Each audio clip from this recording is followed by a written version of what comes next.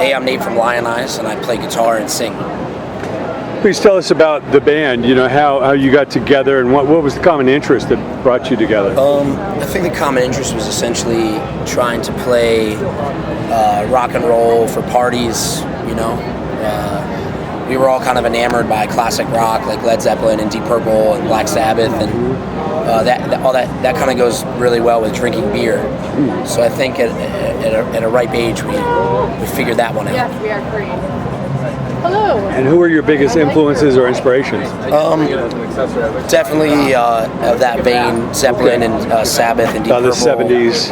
A lot of 70s rock, a lot of jazz, a lot of Miles Davis, Parliament, soul, Motown, Otis Redding, Sam Cooke, Solomon Burke. That's kind of the tip that we're on.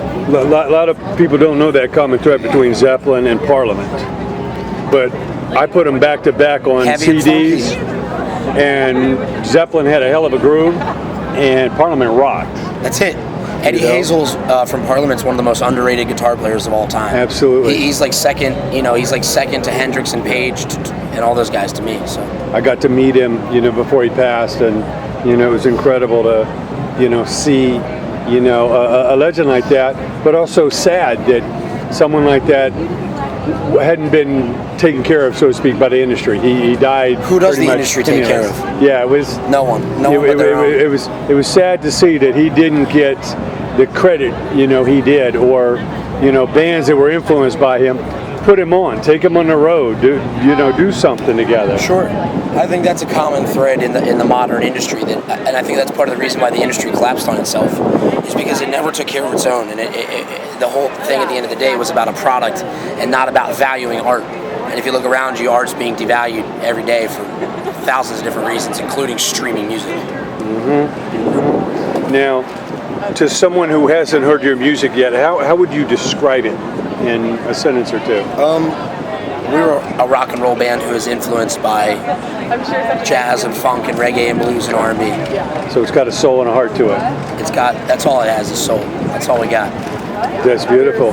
Now, talk about your experiences on the Warped Tour, because it's obviously a highly competitive tour to get on. How did you guys get this slot? And more importantly, what does it mean to you as far as, besides playing to the fans, what do you get out of it by the end of the tour? We were asked to do the Warped Tour. This is the second time we've done it. We did it in 2011. I think what it means to us is what every show means.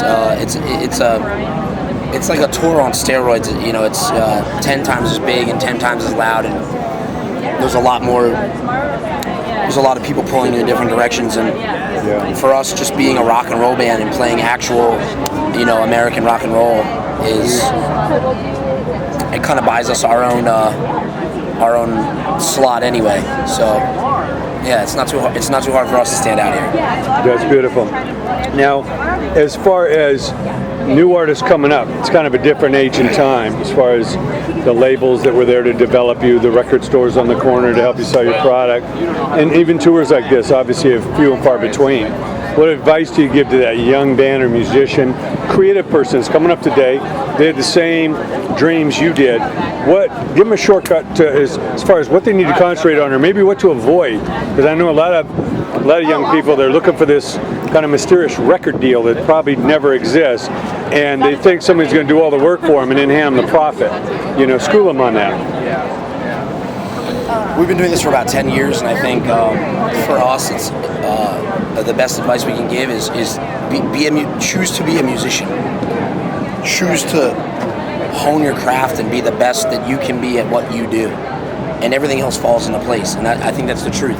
Spend your time practicing and writing, and don't worry about what's popular or what clothes you got on or what hairstyle you have or any of the other. It's all bullshit. Get your chops up. Learn how to make a guitar sound good. Learn how to make a drum kit. Learn how to tune your drums. Learn how to play music, and then everything else falls into place. And do it because you love it. And those two things combined will eventually bring you to where you need to be. And if not making it is where you end up, then that's where you're meant to be.